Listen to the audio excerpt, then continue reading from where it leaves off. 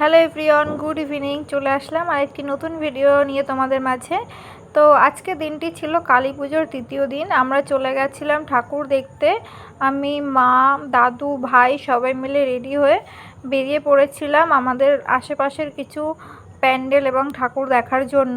তো প্রথম থেকে আমি ভিডিওটা স্টার্ট করতে পারিনি, কেন কি আমি একটু ব্যস্ত ছিলাম, সেই কারণেই দেখো বেরিয়ে পড়েছি রাস্তায়। তারপর আমাদের এই পাশে একটা বাজার আছে, সেখানে এসে দেখি দেখো একজন কালী সেজে নৃত্য করছে। তারপর এখানে তো অনেক মানুষ দাঁড়িয়ে দাঁড়িয়ে দেখছিল, এটা দেখে আমরা বেরিয়ে গেলাম। যেতে যেতে এখানে দেখি আর একটা পুজো হচ্ছে, এখানেও অনেক মানুষ সব লাইন দিয়ে দাঁড়িয়ে আছে। আশেপাশে অনেকগুলো পুজো হচ্ছে, এই দেখো এদিকে আর একটা পুজো হয়েছে। মোটামুটি আমরা যেতে যেতে 4-5টা পুজো দেখে নিয়েছি। তো প্রত্যেকটা প্যান্ডেলে অনেক মানুষ ছিল, কারণ কি পুজোর সময় এখন দূর দূর থেকে মানুষ সব লাইনে দাঁড়িয়ে আছে ঠাকুর দেখার জন্য।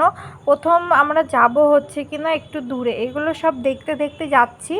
আর পরে আমরা বাড়ি ফেরার পথে প্যান্ডেলগুলোতে ঢুকবো। তো তারপর চলে এসলাম আর একটা জায়গায়। এখানে এসে দেখি খুব সুন্দর একটা প্যান্ডেল করেছে, আর এখানে ভিড়টাও একটু কম ছিল। আমরা এখানে চলে এসেছি। এখানে এসে প্যান্ডেলটা তো আমার খুবই ভালো লাগলো দেখে, আর মানুষজন অল্প থাকার কারণে ভালোভাবে প্যান্ডেলটা আমরা ঘুরে দেখতে পারলাম। এখানে দেখো রাস্তার পাশেই প্যান্ডেলটা করেছে, এবং দেখো ওপরটা কত সুন্দর লাগছে, ভেতরটাও খুব সুন্দর করেছে। এখানে অনেক মানুষ দাঁড়িয়ে ছবি তুলছিল, ভিডিও করছিল। তো আমি ঢুকতে ঢুকতে ভিডিও করে নিলাম, একটু কিছু ছবিও তুলেছিলাম। এখানে মা মামি সবাই ঘুরে ঘুরে দেখছিল, আমিও দেখছিলাম। এই যে আমার ভাই, মামার ছেলে, ও আমাকে কি যেন একটা দেখাচ্ছিল। দেখো ঠাকুরটা খুব সুন্দর হয়েছে। এখানে এখানে ডেকোরেশন, লাইটিং সত্যি বলতে আমার পছন্দ হয়েছে। কার কেমন লাগছে জানি না, তোমরা দেখে অবশ্যই কমেন্টে বলো যে এখানকার প্যান্ডেলটা তোমাদের কেমন লাগলো। আরও দুটো প্যান্ডেলে আমরা যাবো এরপরে। এখানে দাঁড়িয়ে মামিও মনে হয় ফটো ভিডিও করছিল। আমি তখন মামিকে বলি, মামি তাকাও এদিকে একটু।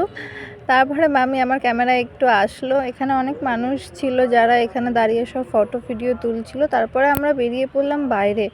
বাইরে তো আমার মামার ছেলে আমার হাত ধরে নিয়ে যাচ্ছে, কী যেন বলছিল আমাকে। ও অনেক কথা বলে, ও খুব পাকা।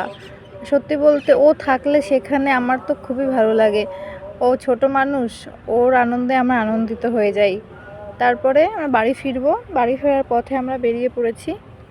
বাড়িতে যাওয়ার সময় এখানে দেখছিলাম যে সে প্যান্ডেলটা একটা নাচ হচ্ছিল। এই প্যান্ডেলটা আমরা দাঁড়াইনি, আমরা সোজা বাড়ির পথে চলে যাচ্ছি। বাড়ির পথে যাওয়ার আগে আরও দুটো প্যান্ডেল আছে, ওই দুটোতে খুব যাওয়ার ইচ্ছা। প্রথমটাতে এই যে চলে এসেছি। এখানে থিম হয়েছিল জ্যান্ত কালী। তো আমাদের দেখার ভীষণ ইচ্ছা ছিল যে কেমন বিষয়টা, অবশ্যই দেখতে হবে। আর তার জন্য আমরা চলে এসেছি এখানে। এখানে এসে আমরা লাইন দেব।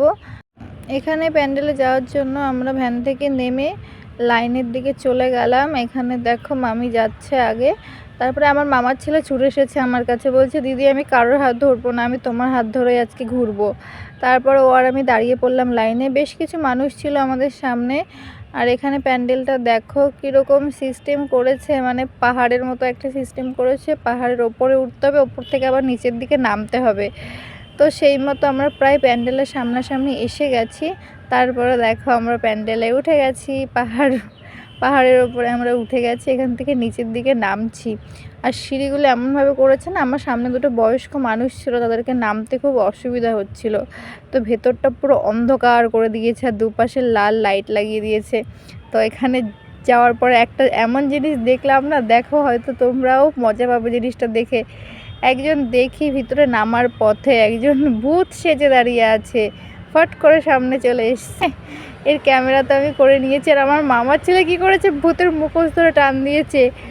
ও একদম ভয় পায়নি, ও মুখোশ ধরে টান দিয়েছে। আমরা এত হাসি পাচ্ছিল ওর কাণ্ড কারখানা দেখে, আমি, মা, মামি কেউ হাসি থামাতে পারছি না। আমার তো প্যান্ডেল থেকে বেরিয়েও আমার ভীষণ হাসি পাচ্ছিল যে এ কী করলো ভাই। তারপর আমরা চলে আসলাম এখানে প্যান্ডেলের ভেতরে। দেখো জ্যান্ত কালিমার থিম করেছে, তো সেটা দেখার জন্যই আমরা ভেতরে এসেছিলাম। সত্যি বলতে খুব ভালো লাগলো। দেখো এখানে ছোট ছোট ছেলে মেয়েরা সব সেজে এরকমভাবে জ্যান্ত কালীর একটা থিম করেছে। পেছনে মূর্তি আছে, তবে এরা সামনে দাঁড়িয়ে একটা স্টেজ মতো করে সেখানে এরকমভাবে মানুষকে আনন্দিত করার চেষ্টা করছে। ছোট ছোট ছেলে মেয়েদের চেষ্টা দেখে আমাদের খুবই ভালো লাগলো। আর তোমাদের কার কেমন লাগছে সব দেখে অবশ্যই জানিও। তারপর চলে আসলাম আর একটা প্যান্ডেলে। এখানে করেছে ভূতের থিম, ভূতের প্যান্ডেলেই দেখো একটা ভূত ঝোলানোই আছে প্যান্ডেলে ঢুকতে। এটা দেখে আমার মামার ছেলে খুব ভয় পেয়েছে। ও প্রথম থেকে বলছিল দিদি আমি ভয় পাবো না, তুমি কিন্তু ভয় পাবা না, আমি আছি সাথে।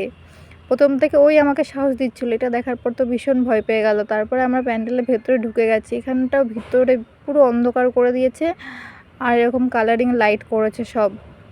তো ভেতরে চলে আসলাম, এখানে অনেক মানুষ ছিল আর সামনের ওপর সব ভূত সেজে সেজে চলে আসছিলো। জানি না ক্যামেরায় কতদূর কি দেখা যাবে, কেন কি এখানে ভেতরটা অন্ধকার ছিল, তো হয়তো তোমরা সবটা দেখতে পারবে না।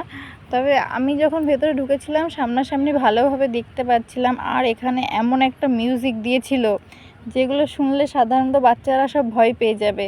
এখানে ভেতরটা পুরো অন্ধকার করে পুরো ভুতুড়ে মিউজিক চালিয়েছিল, যেটা সচরাচর বাইরে থেকে কেউ শুনলে ভাববে কি না কি, সবাই ভয় পেয়ে যাবে। তারপরে তো আমরা ভেতরে এই দেখো মায়ের সামনে চলে আসলাম। এখানেও দুজন সেজে বসে আছে, ভূত সেজে বসে এখানে যজ্ঞ করছিল এরকম কিছু দেখাচ্ছিল।